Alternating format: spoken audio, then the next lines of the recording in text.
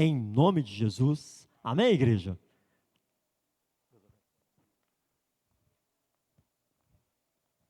Boa noite, irmãos queridos. Graça e paz em nome de Jesus. Que Deus abençoe sua vida nessa noite. Quero convidar você a abrir sua Bíblia comigo na segunda carta do apóstolo Paulo aos Coríntios, capítulo de número 4, versículo de número 16.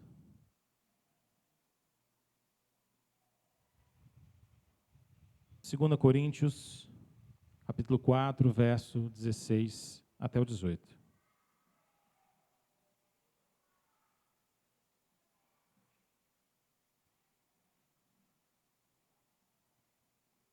Você pode abrir, por favor, deixe sua Bíblia aberta.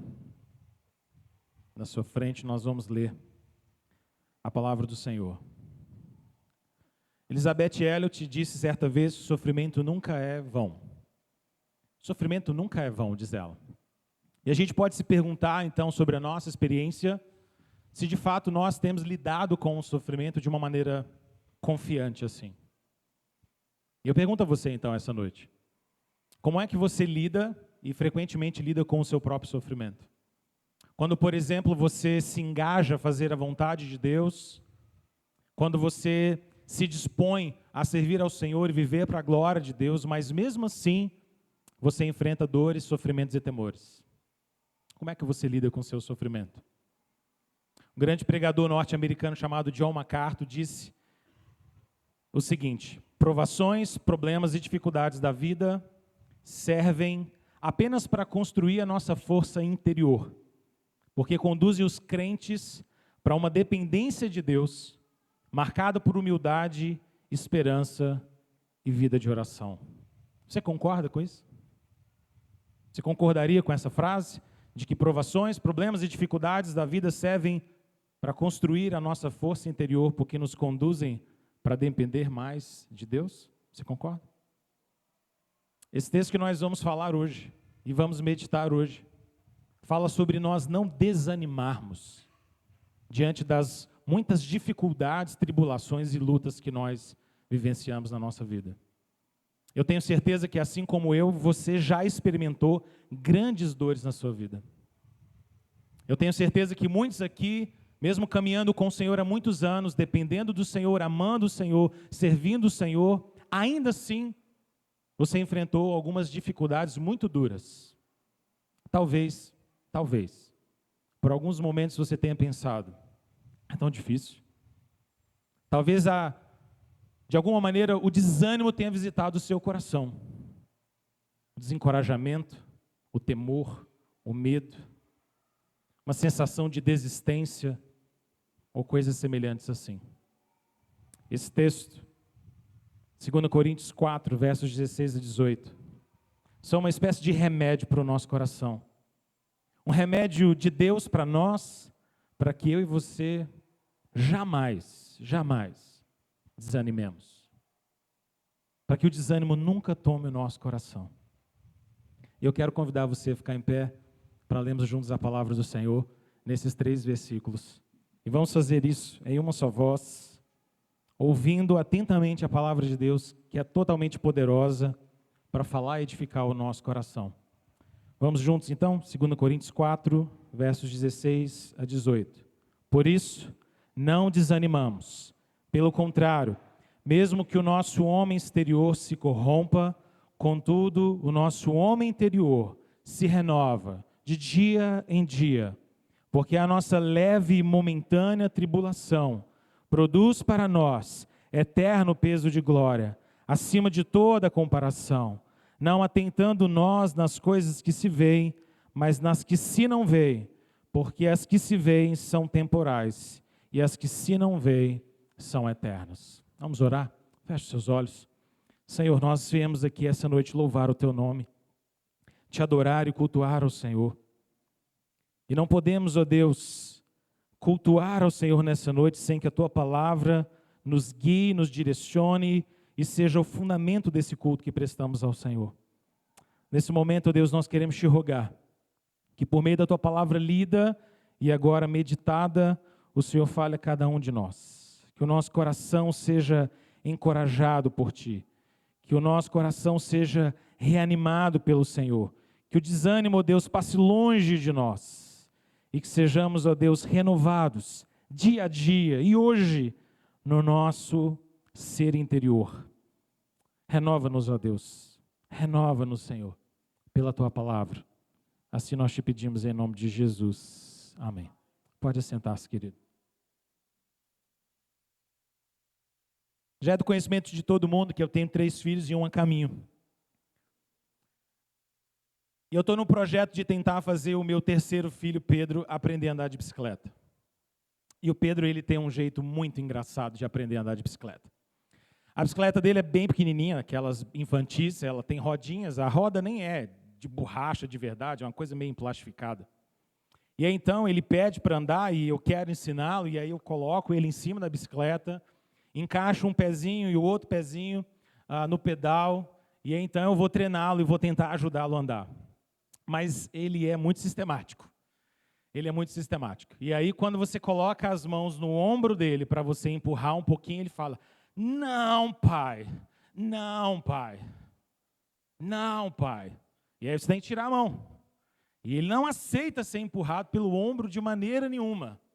E então a única forma de ensinar ele a andar é tirar a mão dos ombros dele e segurar um pouquinho mais abaixo, com prejuízo da minha própria coluna nos meus 37 anos de vida, e empurrá-lo sem que ele perceba que está sendo empurrado. E aí, quando isso acontece, dessa forma exatamente, ele fica muito feliz. É como se de alguma maneira ele estivesse imaginando que eu não estou ajudando ele. E que está tudo dando certo. E ele está, de repente, andando de bicicleta sem que, pasme você, sem pedalar. Porque ele não aprendeu ainda isso. E aí eu vou empurrando a prejuízo da minha coluna. E de vez em quando ele fala: "Papai, papai." Do tipo: "Olha o que eu estou fazendo, olha como é que eu estou conseguindo. Olha como é que está dando certo." Essa é a mão invisível de pais, não é? A mão invisível de pais e mães que estão ali, assim, o tempo inteiro na vida dos seus filhos, sem que às vezes eles nem sequer percebam. Na inocência deles, característico da idade, da infância, eles acreditam e acreditam piamente, e é tão bom que eles acreditem que eles estão conseguindo sozinhos. Mas, na verdade, nenhum centímetro ele sairia do lugar se não fosse uma mão paterna empurrando. O apóstolo Paulo, desde que plantou ou esteve em Corinto pela primeira vez, e essa história nos é narrada em Atos capítulo 18, passou a enfrentar duros problemas com a igreja de Corinto. Essa não é uma igreja que foi fácil no ministério do apóstolo Paulo. Ele enfrentou dificuldades assim as mais diversas. Essa igreja foi muito difícil para o apóstolo Paulo, porque era uma igreja que tinha no seu meio, no seu seio, vários problemas. Problemas de imoralidade, problemas de falsa doutrina, problemas de comunhão, problemas de relacionamento, N problemas. Mas talvez o mais grave deles, e que ocasionou tantas conversações entre Paulo e a igreja de Corinto, é que o ministério de Paulo era muito questionado naquela igreja. Você sabe e você se lembra de que o apóstolo Paulo foi escolhido pelo próprio Senhor Jesus para ser um apóstolo. Embora ele seja o 13º, por assim dizer, mas ele faz parte do grupo seleto e escolhido pelo próprio Senhor Jesus para ser seus apóstolos. Aqueles que seriam o fundamento da igreja, os pilares da igreja do Senhor Jesus. Paulo era um apóstolo legítimo, um apóstolo do Senhor Jesus, alguém que falava com a autoridade do Senhor Jesus e ensinava essa igreja. Mas muitos na igreja de Corinto não concordavam. Questionavam Paulo, criticavam Paulo, mas mais do que apenas criticar, o acusavam. Acusavam de tantas coisas e coisas tão duras, tão perniciosas, de que o apóstolo Paulo não era de verdade um apóstolo, de que a sua pregação apostólica não era legítima e nem bem intencionada, de que o apóstolo Paulo tinha interesses os mais diversos e nada espirituais no seu coração quando ele pregava. Se você já leu 1 Coríntios e 2 Coríntios com bastante atenção, você já percebeu o quanto essas duas cartas são pessoais e como o apóstolo Paulo precisa gastar tanto tempo defendendo o seu apostolado. Na segunda carta, por exemplo, os primeiros 7 capítulos inteiros são apenas para mostrar que que o seu ministério, dado pelo próprio Senhor Jesus, é um ministério legítimo, chamado por Deus, comissionado por Deus. E aqui no capítulo 4, Paulo lida com algo muito interessante. Porque alguém, ou alguns dessa igreja poderiam perguntar, como é que Paulo, sofrendo tanto, como é que ele enfrentando tantas lutas, tantas dificuldades, tantas críticas, tanta difamação, ainda assim, continuava pregando o evangelho? O que é que o motivava? O que é que o empurrava e o comissionava a fazer isso? Qual era a força propulsora do ministério do apóstolo Paulo? Qual era o segredo?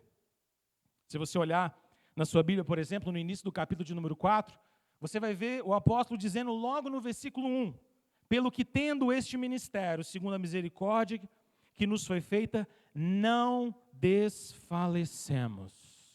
Paulo começa o capítulo dizendo, esse é o ministério que Deus nos deu. Esse é o mistério que nós temos que proclamar, o evangelho do Senhor Jesus. E nós não desfalecemos, nós não desanimamos de jeito nenhum. Se você olhar, por exemplo, os versículos 8, 9, 10, ele fala sobre como, de alguma maneira, havia algo que o sustentava mesmo diante de muitas lutas, mesmo diante de muitas críticas e difamações. Olha a sua Bíblia, por exemplo, versos 8, 9 e 10. Ele diz, em tudo somos atribulados, porém não angustiados, perplexos, porém não desanimados, perseguidos, porém não desamparados, abatidos, porém não destruídos, levando sempre no corpo o morrer de Jesus, para que também a sua vida se manifeste em nosso corpo. Percebe então que o apóstolo Paulo lidava com tanto sofrimento, e ele descreve para nós tribulação, angústia, perseguição, desamparos, mas nada disso se alojava no seu coração. Qual era o segredo? Qual era o segredo? Versículo 10, ele diz, nós levamos em nosso corpo o morrer de Jesus, para que também a sua vida se manifeste no nosso corpo. O segredo do apóstolo Paulo, essa mão que o empurrava para o ministério, essa mão invisível que fazia com que o ministério e a vida do apóstolo Paulo pudesse continuar, progredir, avançar, não era nada que existisse nele, não era nenhuma força interior, não era nada que tivesse a ver com suas habilidades, ou com sua retórica, ou com sua capacidade comunicativa. O que sustentava Paulo no ministério, encorajava a continuar, era o Senhor Jesus. Era o renovo que só Deus podia provocar no coração dele. É essa vida de Cristo em nós que nos faz caminhar dia a dia. Esse era o segredo. Esse agir de Deus como um pai que coloca as mãos um pouquinho abaixo da bicicleta e como uma mão invisível empurrava o apóstolo Paulo para ele continuar. Para quem estava vendo de fora, era ele que estava pregando e anunciando, e sendo corajoso, e sendo cheio de intrepidez para anunciar Jesus, mas a força que estava por trás não era dele, era do Senhor. Irmãos, o segredo para eu e você não desanimarmos diante das lutas da nossa vida é aquilo que Deus faz conosco. O segredo para você não desanimar não é a sua força, não é a sua capacidade, não são os seus recursos, não é o seu dinheiro, não é os amigos que você tem, não é a sua força de vontade, não é o exercício da sua própria fé, como se isso bastasse a você mesmo. O que nos faz caminhar neste mundo, enfrentar duras tribulações e lutas e continuar vivendo a nossa vida para o inteiro agrado de Deus, é a graça de Deus em nós, é a capacitação de Deus em nós, é a vida de Cristo em nós. Esse é o segredo de Paulo. Esse precisa ser o nosso segredo. Paulo aqui, nesses 3 versículos, como que compartilha conosco os motivos que nós temos para não desanimar. Quais são os motivos, então? Como é que eu posso me apegar a isso? Eu queria partilhar com você algumas dessas coisas que ele nos fala. Primeiro, olhe comigo na sua Bíblia, então, para o versículo de número 16. Paulo diz, por isso não desanimamos, pelo contrário, mesmo que o nosso homem exterior se corrompa, contudo, o nosso homem interior se renova dia a dia. A primeira razão, ou o grande motivo, para que o apóstolo Paulo não desanimasse, para que eu e você não desanimemos diante dessa vida e das lutas que enfrentamos e das dificuldades que experimentamos, é saber que o Senhor renova o nosso interior, mesmo quando tudo aqui fora, todo o nosso exterior se desfalece. Essa é a primeira verdade que ele partilha conosco. Deus renova o nosso coração, ainda que por fora ou no nosso homem exterior, tudo se desfaz. A maneira como o nosso exterior se desfaz é muito óbvia para nós, não é? É muito óbvia porque todos nós sabemos que a nossa vida é curta, a nossa vida é passageira, e enquanto o nosso ser interior, o nosso homem interior, a nossa alma pode se renovar cada dia ou dia a dia, o nosso homem exterior se enfraquece com os anos, não é? A primeira maneira da gente ter o nosso homem exterior enfraquecendo é a própria vida. É a própria vida que passa e o tempo que passa e de repente nós experimentamos o passar dos anos, o enfraquecimento. Lembra, por exemplo, do que nos diz a palavra de Deus lá em Eclesiastes 12, versículos 1 a 7. Deixa eu ler essa longa passagem mais importante para você. Ela diz: lembra-te do teu Criador nos dias da tua mocidade, antes que venham os dias maus e cheguem os anos dos quais dirás não tenho neles prazer. Antes que se escureça o sol e a lua e as estrelas do esplendor da tua vida e tornem a vir as nuvens depois do aguaceiro, no dia em que tremerem os guardas da casa e os teus braços e se curvarem os homens outrora fortes e as tuas pernas e cessar os teus moedores da boca por já serem poucos, escurecer os teus olhos nas janelas e os teus lábios, quais portas da rua se fecharem no dia que não puderes mais falar em alta voz. E levantar a voz às aves, e todas as harmonias, filhos da música, te diminuírem. Como também quando temeres o que é alto, e te espantares no caminho, e te embranqueceres como floresce a amendoeira, e o gafanhoto te for um peso, e perecer o apetite. E assim Salomão continua descrevendo a nossa velhice. A maneira mais comum, mais natural do nosso ser exterior se enfraquecer é o tempo. O tempo passa. Nossa força e nosso vigor muda, não é? À medida que os anos vão se passando, a gente começa a olhar para trás e dizer: antes eu fazia isso, agora eu já não faço mais. Antes eu tinha gás para fazer isso, agora eu não tenho mais. É lógico que isso não é um discurso meu ainda, tá, gente? Porque tem uma turma aí de 20 e poucos que já está falando isso. Está cedo, hein, gente? Está cedo. Estou tão cansado da vida. Tão cansado da vida. Mas há uma segunda forma como o nosso ser exterior se enfraquece. E é quando nós enfrentamos duras tribulações e dificuldades espirituais na nossa vida. Não é? Mateus capítulo 5, versículos 11 e 12 diz: bem-aventurados sois quando por minha causa vos injuriarem, vos perseguirem, mentindo disserem todo mal contra vós. Regozijai-vos e exultai, porque é grande o vosso galardão nos céus, pois assim perseguiram os profetas que viveram antes de vós.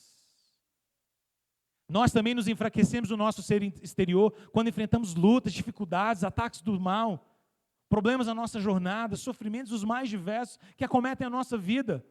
Quando nós queremos viver o Evangelho do Senhor Jesus, pregar o Senhor Jesus, viver inteiro agrado do Senhor, e mesmo assim enfrentamos tantas lutas e dores. E vemos o nosso ser exterior se enfraquecer, vemos o nosso homem exterior se desfalecer a cada dia. Mas a palavra de Deus para nós, aqui no versículo de número 16, é que embora no exterior nós possamos enfraquecer, Deus renova o nosso interior. Porque na nossa fraqueza, nós podemos encontrar a força de Deus.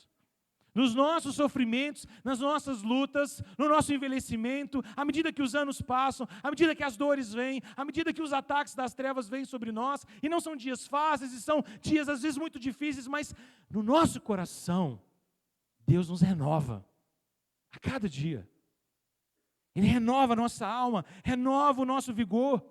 O apóstolo Paulo, mais tarde, nessa mesma carta, capítulo de número 12, verso 10, ele diz: pelo que sinto prazer nas minhas fraquezas, nas injúrias, nas necessidades, nas perseguições, nas angústias por amor de Cristo. Porque quando eu sou fraco, então é que eu sou forte.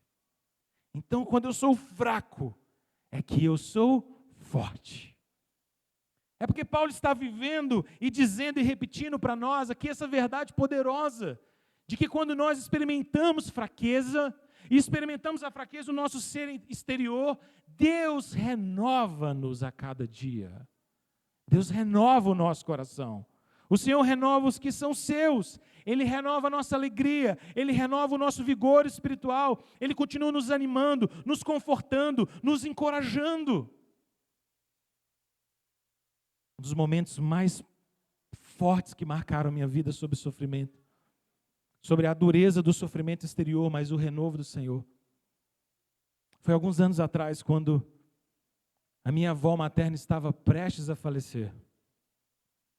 Ela estava no hospital, tratamento mais intensivo, e depois ela foi levada para um quarto. E aí, então, um dia eu fui fazer uma visita para ela, ela já estava bem fraquinha, tinha enfrentado um câncer, tinha enfrentado uma queda que rompeu e quebrou o seu fêmur. Ela já tinha mais de 80 anos, e o seu corpo, o seu ser exterior estava se enfraquecendo. Então a gente chegou naquele hospital e minha mãe disse, olha, vai lá, conversa com ela, bata um papo um pouquinho. E quando eu entrei, tudo ao redor assim, me assustou e me chamou a atenção, porque era tão precário, era tão simples, e aquele ambiente tinha outras pessoas, e eu fiquei angustiado com tudo aquilo, de vê-la ali, deitada e sem lugar, sem posição, colchão apropriado, vira de um jeito, vira de outro, e toda aquela cena que a gente sabe quando a gente enfrenta dores assim, da vida se despedindo, não é? E então sentei do lado dela, e aí eu comecei a dizer, nossa vó, mas aqui está tão difícil, tão ruim, nossa, a gente tem que pensar outra coisa. Ela disse, não meu filho, não está não. Olha só, deixa eu te contar, está vendo aquela enfermeira ali? Foi Jesus que mandou ela para mim. Ela está cuidando tanto de mim, você não tem ideia. Ela é tão carinhosa. Ela vem cá todo dia e fala umas coisas assim para mim. Eu, é mesmo, vó? Está vendo essa moça aqui, essa senhorinha aqui do lado? Ela também quebrou o fêmur. Mas ontem eu pude falar de Jesus para ela.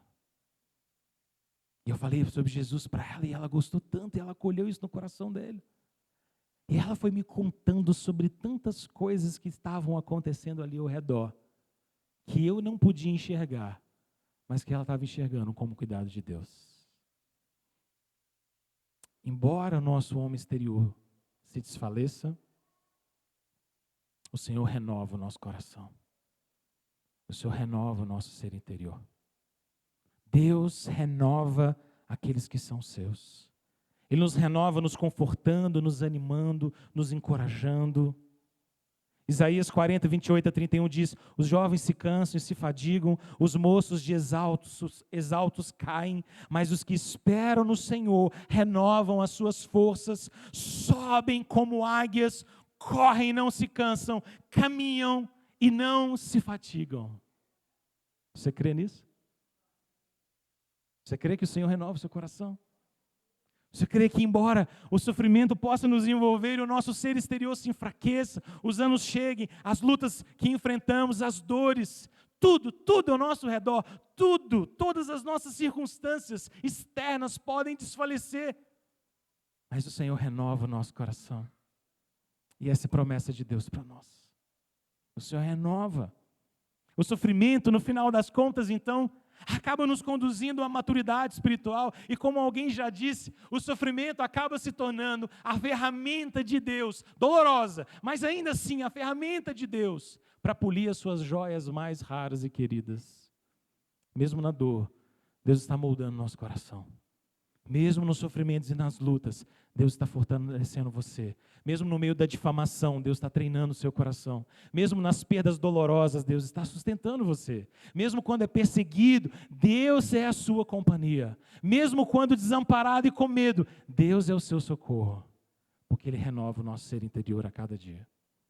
E nos renova. E o sofrimento como que nos empurra para nosso quarto de oração e para a dependência completa de Deus.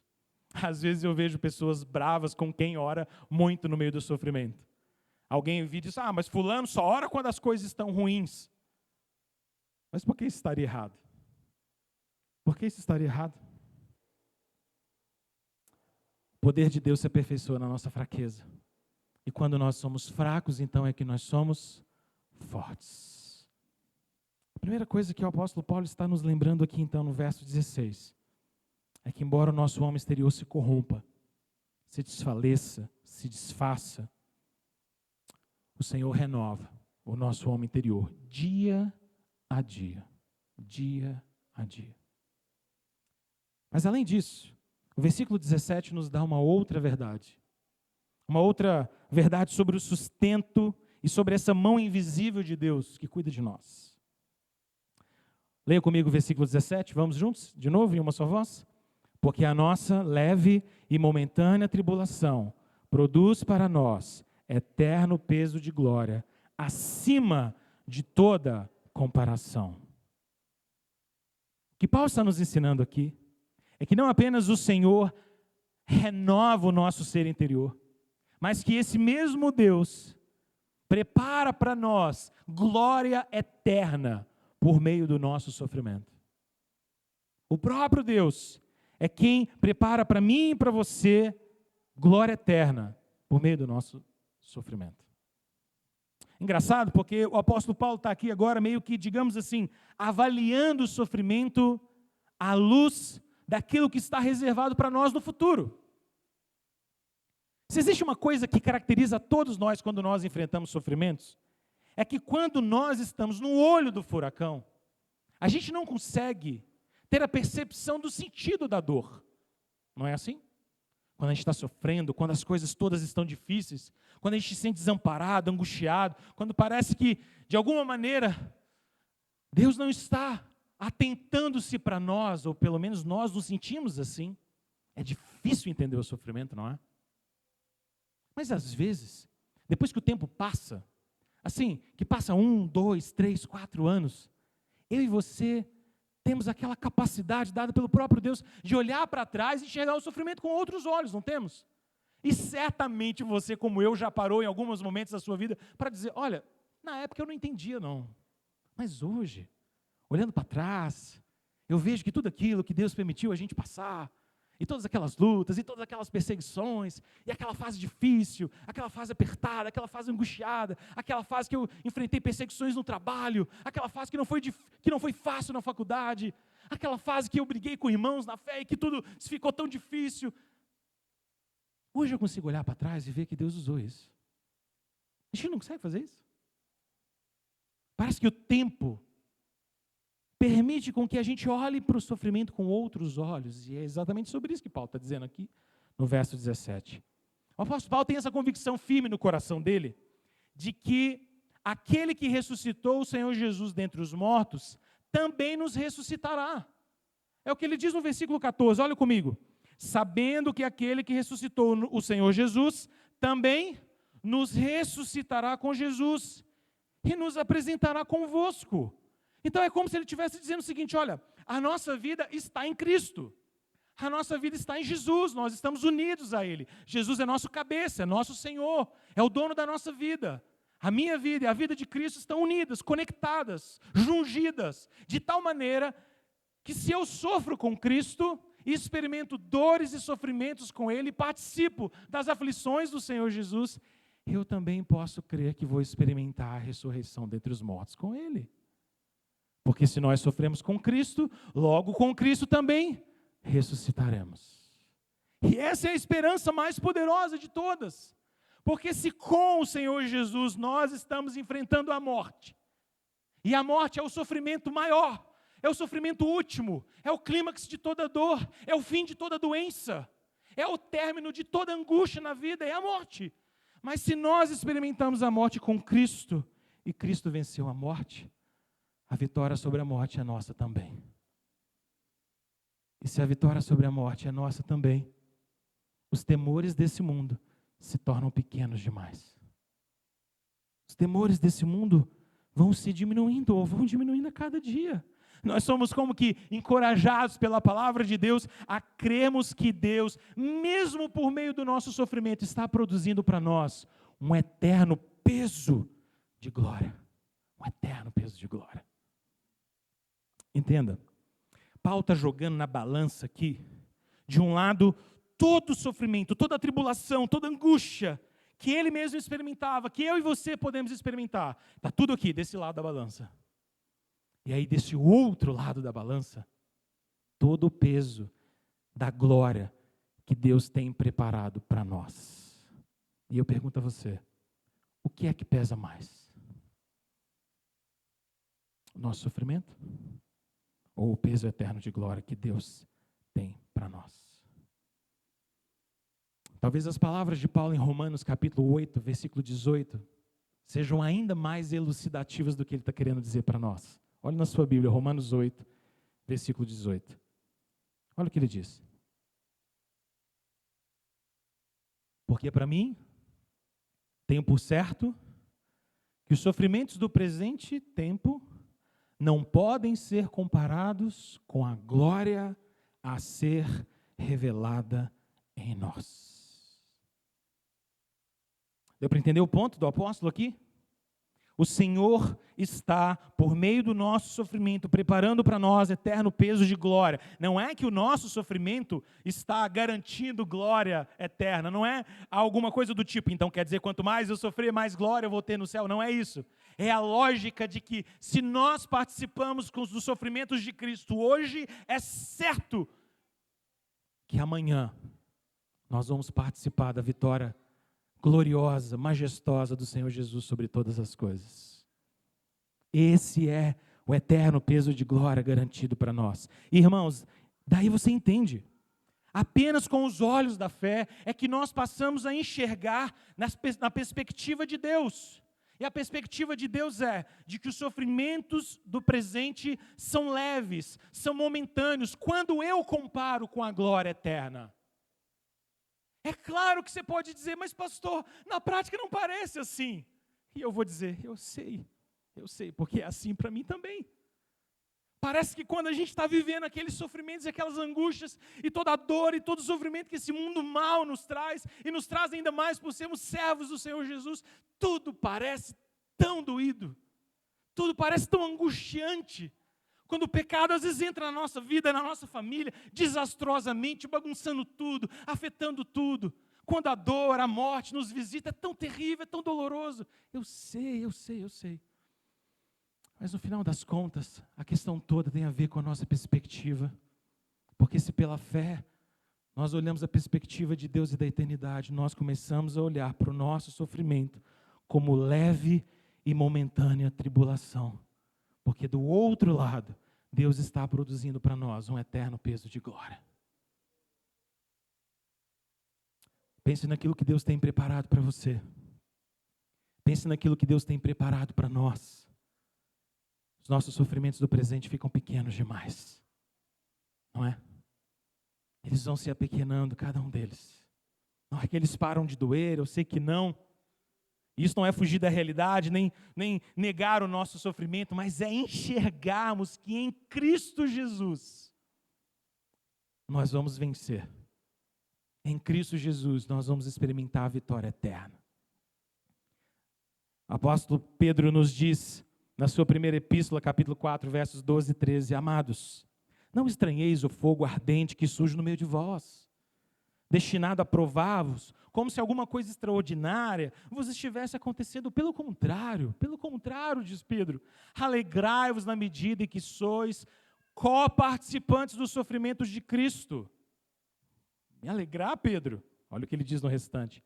Para que também, na revelação da sua glória, vos alegreis exultando. O choro pode durar uma noite inteira, mas a alegria vem pela manhã, porque amanhã que eu esperamos, não é amanhã, segunda-feira, amanhã que eu e você esperamos, é o raiar do sol eterno, da glória de Cristo que há de ser revelada a nós. E quando essa manhã raiar, todo o nosso sofrimento vai se tornar esquecimento, toda a nossa dor vai ser como que apagada por uma borracha da graça divina. E quando eu começo a olhar sob a perspectiva da eternidade, tudo parece tão pequeno. Tudo parece tão pequeno. Irmãos queridos, o motivo para nós não desanimarmos é que o nosso sofrimento, embora doa, embora rasgue a alma, não se compara com aquilo que nós esperamos em Jesus. De tal maneira que o problema nosso não é o quanto a gente sofre. O problema nosso é o quanto a gente espera naquilo que Deus tem para nós. É a perspectiva que temos. E aqui o apóstolo Paulo nos dá esse segundo motivo, então, razão, para a gente não desanimar, para a gente não perder a fé no caminho, para a gente não perder a alegria de caminhar com o Senhor. Não desanimamos. Primeiro, porque enquanto o exterior se desfaz, o Senhor nos renova interiormente. Segundo, porque a nossa leve e momentânea tribulação produz para nós eterno peso de glória. Mas eu queria que você olhasse para o versículo 18 e pudéssemos encontrar mais uma verdade de Deus para nós aqui. O versículo 18 diz: não atentando nós nas coisas que se veem, mas nas que se não veem. Porque as que se veem são temporais, e as que se não veem são eternas. São eternas. A terceira lição que solta aqui desse texto para nós é de que o Senhor tem bênçãos eternas, invisíveis aos nossos olhos físicos, para conceder a cada um dos seus filhos. Você crê nisso? Você crê nas bênçãos eternas de Deus para nós? Você crê que de fato o sentido de existirmos e de vivermos nesse mundo, o propósito da vida, o significado da vida, não é apenas juntarmos bênçãos terrenas e materiais, juntarmos dinheiro, posses, construirmos uma casa, temos garantias, cuidarmos dos filhos? Não, não, não. É muito mais do que isso. De tal maneira que as pequenas bênçãos temporais que temos são apenas uma espécie de vislumbre das bênçãos eternas que Deus tem para nós. Toda vez que a gente pode usufruir de alguma bênção temporal e terrena, lembre-se disso. Isso não é a bênção em si ainda, mas é só um tira-gosto dela. É só um início. É só a entradinha. Existe um prato principal para vir ainda, seguido de belas e belas sobremesas. Deus tem coisas melhores para nós. Coisas que, com os olhos físicos e naturais, nós não enxergamos. Há um livrinho chamado Pequeno Príncipe. E esse livro, ele é muito curioso, porque ele fala sobre virtudes e tudo mais. E há um determinado momento em que o Pequeno Príncipe encontra-se com uma raposa.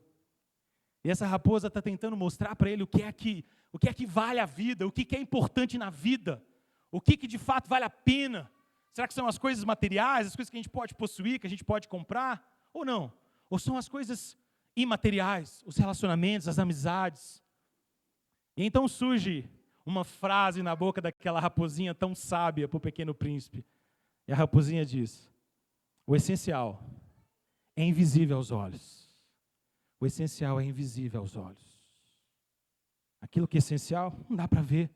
Não é assim? Na vida a gente sabe, não é? Que o essencial, que o que vale a pena mesmo na vida, é invisível aos olhos, não dá para mensurar, não dá para comprar com dinheiro. A gente pode ter um monte de coisa e pode ter uma casa rica, cheia de bens, mas a gente não consegue comprar alegria, relacionamentos abençoadores. O essencial é invisível aos olhos. Bom, não é exatamente sobre isso que Paulo está falando aqui, mas Paulo está usando um fraseado que me fez lembrar essa história. Talvez até o autor tenha se inspirado nesse versículo, não é? Porque Paulo está dizendo, olha, aquilo que de fato nos encoraja a caminhar, as bênçãos de Deus para nós, aquilo que a gente deveria atentar e colocar os nossos olhos mesmo, não é aquilo que é visível, mas é aquilo que é invisível. Porque as coisas visíveis são temporárias, passageiras, mas as coisas invisíveis de Deus são eternas, são eternas. Paulo está dizendo aqui para nós, o que ele deixa ainda mais claro no capítulo 5, verso 7. Olha o que ele diz no capítulo 5, verso 7. Ele diz, visto que andamos por fé e não pelo que vemos. Paulo está dizendo, olha, o Senhor tem bênçãos eternas para conceder aos seus filhos, coisas que nós não enxergamos, coisas que nós não vemos. E se eu pudesse parafrasear o Pequeno Príncipe, a gente poderia dizer, as bênçãos de Deus, aquilo que vale a pena a gente concentrar e colocar os olhos, são invisíveis. Não ache que as coisas materiais, provisórias, efêmeras, passageiras desse mundo, são de fato o nosso foco, porque elas não são. Tudo que a gente pode ter nesse mundo, tudo que a gente pode conquistar nesse mundo, tudo que os nossos olhos podem ver e desejar, tudo isso é transitório, é passageiro, não fica, não tem caixão nenhum nesse mundo que tenha gaveta, porque não dá para levar nada daqui, nada dessas coisas materiais que a gente pensa, não, eu vou, isso é meu, isso está agarrado comigo, não vai. Irmãos, existem realidades eternas a respeito de nós, da graça de Deus, do amor de Deus, da bênção de Deus, que de fato nós deveríamos colocar sobre elas a nossa esperança, o nosso olhar da fé.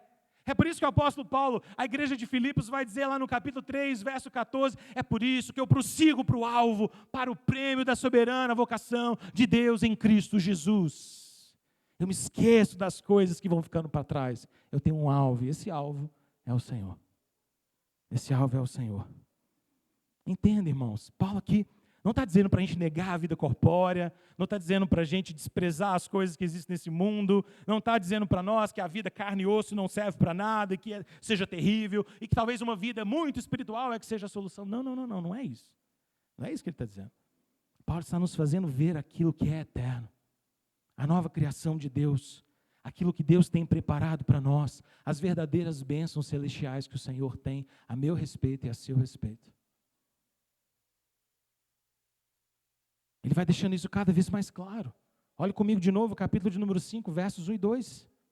Paulo diz, olha, sabemos que se a nossa casa terrestre desse tabernáculo se desfizer, nós temos da parte de Deus um edifício, casa não feita por mãos, eterna nos céus. Ele continua dizendo, e por isso, neste tabernáculo, nessa tenda que a gente vive, gememos, aspirando por sermos revestidos da nossa habitação celestial. Paulo está como que dizendo para nós, olha, fique tranquilo, porque se essa casinha terrena que eu e você vivemos, esse corpício nosso, essa vida nossa, esse ser exterior, essa choupanazinha que a gente vive, se desfizer, fique tranquilo, fique tranquilo. Deus tem um edifício celestial para nós. Deus vai nos transformar. Deus vai mudar a nossa vida. Sabe, irmãos, às vezes eu tenho a impressão de que o problema nosso é de que a gente acredita muito pouco naquilo que Deus tem para fazer no porvir. É de que talvez, de fato, a gente esteja fazendo o oposto que Paulo está dizendo no versículo 18. Talvez a nossa vida esteja sendo marcada por atentarmos demais nas coisas que vemos e não nas coisas que não vemos. E talvez o nosso coração esteja se preenchendo demais, e se enchendo demais das coisas dessa vida, das coisas desse mundo. Talvez a gente esteja se enchendo demais das pequenas seguranças que a gente gosta de ter nesse mundo. Dos acertos, do controle, do domínio, daquela certa sensação que paira no nosso coração, de que se a gente colocar as coisas todas no lugar, e tiver o dinheiro certo, e comprar as coisas na hora certa, e fizer o curso X, Y, Z, e se a gente controlar tudo, e se a gente souber de tudo, então a gente tem segurança. Talvez os nossos olhos estejam demais nisso. Talvez os nossos olhos estejam demais no fato de que a gente tem uma família, e que está tudo certo, e que aparentemente está todo mundo com saúde. E de que as coisas estão sob controle. E a gente vai colocando, e colocando, e colocando, e colocando os olhos naquilo que a gente vê. Sem se lembrar do fato óbvio e ao mesmo tempo aterrador de que tudo que a gente vê é passageiro. E parece que a gente é meio que pego assim pelo colarinho da vida e sacudido para lembrar que as coisas são passageiras quando elas passam. Não é? Elas passam. E aí você diz, eu não tinha saúde até ontem? Eu não tinha vigor até semana passada? Minha família não estava toda bem até esse último ano? Parece que quando as coisas da vida pegam a gente assim, aí a gente começa a dizer, puxa vida, isso é tão passageiro. Hoje nós habitamos, irmãos, numa mera tenda. Um dia nós vamos habitar num palácio. Hoje a nossa vida é cheia de coisas efêmeras e efemeridades, coisas passageiras, coisas que não são fixas e não são eternas. Um dia, um eterno peso de glória que vamos experimentar e que vai envolver o nosso corpo. E a ressurreição que nós vamos experimentar fará com que todas as coisas sejam eternas. Não tem como ser crente sem acreditar nas coisas maravilhosas que Deus tem para nós. Não tem como. Porque Deus não quer que você tenha fé só para essa vida. Deus não quer só que você amanhã vá trabalhar com confiança de dizer, Deus vai me abençoar e eu vou ter sucesso financeiro. Porque é assim que às vezes a gente faz com as bênçãos de Deus.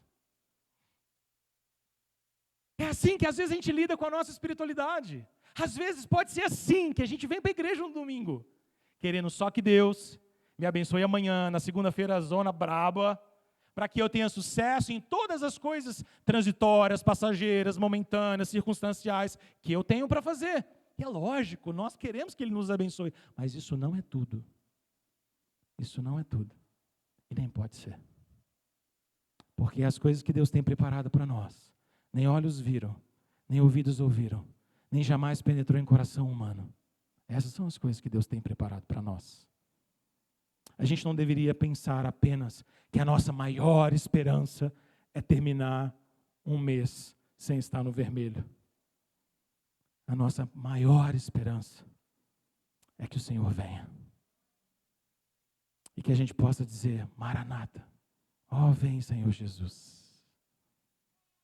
Quão bom seria se num domingo desse não desse para a gente chamar a equipe de louvor para cantar a última música.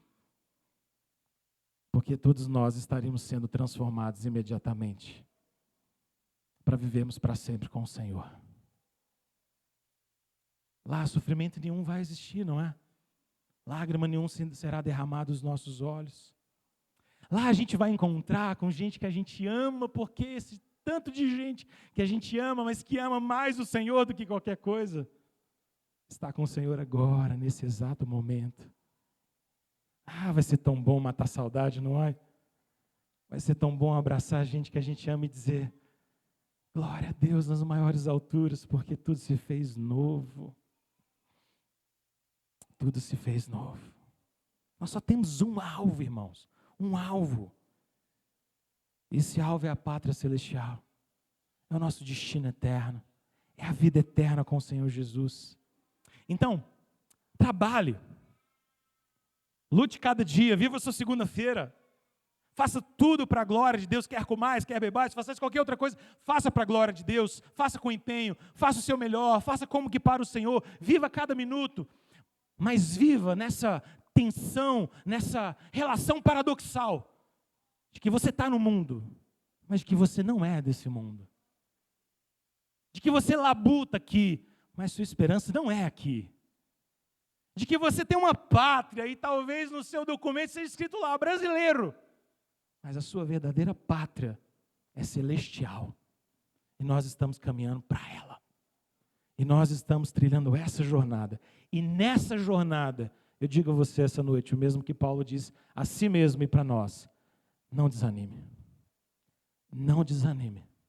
Porque o Senhor, embora nosso ser exterior se desfaleça, renova o nosso interior. Porque o Senhor produz por meio do nosso sofrimento eterno peso de glória. E porque o Senhor tem bênçãos invisíveis aos nossos olhos naturais, mas completamente visíveis pela fé. Completamente visíveis pela fé. Nós não andamos por vista, nós andamos por fé. Nós somos como uma criança andando de bicicleta, com o pai empurrando. Mas a gente sabe agora. E a gente, no meio da bicicletada e da aventura de aprender a caminhar nesse mundo, a gente diz, eu sei, Pai, que é o Senhor que está me empurrando. Eu sei que é o Senhor que está me sustentando. Eu sei que se eu cair, é o Senhor que vai me levantar. Eu sei. Nem pedalando eu estou. Nem pedalando eu estou. É o Senhor em nós. A nossa maior esperança. Vamos orar? Vamos pedir ao Senhor para que Ele renove o nosso interior. Ore por você. Ore por aqueles que sofrem. Ore por missionários que sofrem por causa do Evangelho. Chore diante de Deus. Chore diante do Senhor. Chore com os que choram. Dedique seu tempo para partilhar amor e para viver o amor de Deus e descansar no Senhor. Confie que Deus aqui nos supre, nos guarda, nos provê. Confie que a nossa leve e momentânea tribulação tem produzido para nós eterno peso de glória. Vamos ficar em pé? Vamos colocar nosso coração diante do Senhor. Deus conhece seu sofrimento, sua dor, suas angústias nesse mundo mau. Deus sabe que muitas vezes enfrentamos dificuldades, duras lutas, perseguições. Algumas dessa própria vida e desse mundo mau, outras por causa do nome do Senhor Jesus. Em todas elas, o Senhor nos garante que nós vamos ser mais que vencedores. Vamos orar crendo nisso, então, de todo o nosso coração. Senhor, só nos cabe depositar em Ti a nossa confiança. Uma coisa só nos resta, Deus, é descansar em Ti. Uma coisa só nos resta é descansar no Senhor. Tira a nossa ansiedade, Deus. Às vezes a ansiedade sufoca o nosso coração. Desanimamos, perdemos a alegria, perdemos o vigor, perdemos a disposição, perdemos a alegria da salvação. O Senhor conhece a nossa estrutura, Deus. Tu sabes que nós somos pó. Renova, Deus, o nosso ser interior. Renova-nos, ó Deus, porque sabemos que depende só de Ti, de ninguém mais. E o Senhor tem produzido para nós eterno peso de glória, e nós precisamos aprender, e só o Senhor pode nos fazer isso, a enxergar as coisas que não se veem com olhos naturais, mas que podemos enxergar pela fé. Quando a gente olhar para o redor e pensar, poxa vida, parece que tudo está desmoronando na minha vida. Mas os olhos da fé nos fazerem enxergar, não estão. Porque o Senhor está comigo. Porque o Senhor está comigo. Ele é o meu provedor. Ele é o nosso sustento. Ele é a nossa alegria. Renova-nos, ó Senhor. Renova-nos, ó Senhor. Renova o nosso coração dia a dia. Renova a nossa vida na Tua presença. Essa noite, em nome de Jesus. Louvado seja o Senhor. Vamos cantar a Ele, vamos